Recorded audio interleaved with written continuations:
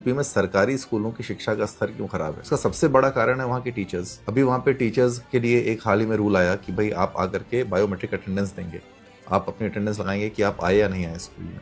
सारे टीचर्स ने विद्रोह कर दिया, उन्होंने कहा नहीं हम नहीं देंगे। अब अगर ऐसे में समाज सामने आते और बोलते कि नहीं ये मैंडेटरी है, इसको करना चाहिए, तो सरकार के हौसले बढ़ते, सरकार बोलती कि हाँ इसको हमें करना चाहिए, बट सरकार भी डर के पीछे हट गई। तो जब तक आपने वीडियो देखी, ये अभिषेक सिंह हैं, उत्तर प्रदेश कैडर में ये आईएएस रहे हैं। इन्होंने 2023 में रिजाइन कर दिया और रिजाइन का कारण इनका रीलबाजी रहा। और आज ये बेसिक शिक्षा एजुकेशन पर, यानी कि बेसिक एजुकेशन पर अपनी मोरलिटी दर्शा रहे हैं कि आज एजुकेशन इस तरीके से होती है, मगर वहाँ का टीचर बैठ के सोता है। जब टीचरों से कहा गया कि बायोमेट्रिक पे मतलब उनका मैं उपस्थिति होगी, तो उन्होंने बहुत बड़ा विरोध किया, सरकार बैकफुट पे चली गई।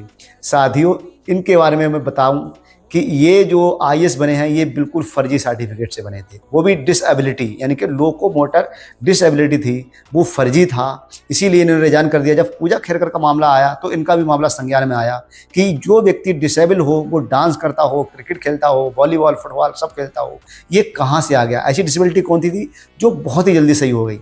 तो इनका खुद का आधार, एकदम जो चयन का आधार था वो गलत था। और ये ज्ञान दे रहे हैं बेसिक एजुकेशन पर। अरे कम से कम अपने बारे में तो सोचो। आप कौन सी मोरलिटी की बात करते हो? आपकी मोरलिटी में बहुत अच्छे से पता है। बस इतना फ़र्क है कि आप आईएएस बन गए और हम नहीं बन पाए, वो एक अलग चीज़ है। हम भी जानते हैं सिविल सर्विस क्या होती है। बेसिक टीचर होना एक अलग चीज़ है। अब वो जो बेसिक की आपका जो परसेप्शन है वो बहुत खतरनाक है, क्योंकि आज आप 50 साल पीछे की बात कर रहे हो। आज का टीचर वैसा टीचर नहीं है जो हाई स्कूल और इंटर पास हो।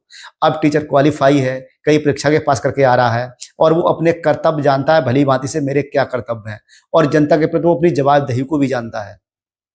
बस फ़र्क इतना है कि हमारी सर्विस जो है वो दूर दराज की है, पहुंचने में कहीं ना कहीं व्यवधान आता है। निकलते तो समय से पहले हैं, मगर पहुंचते पहुंचते कहीं ना ओवरटेक नहीं मिल पाता है या कुछ भी, तो हम अपने गंतव्य तक अगर 2-4 मिनट लेट हो जाए, 10-20 मिनट, तो वो एक अलग चीज़ है। मगर ये नहीं कि वो जमाने चले गए।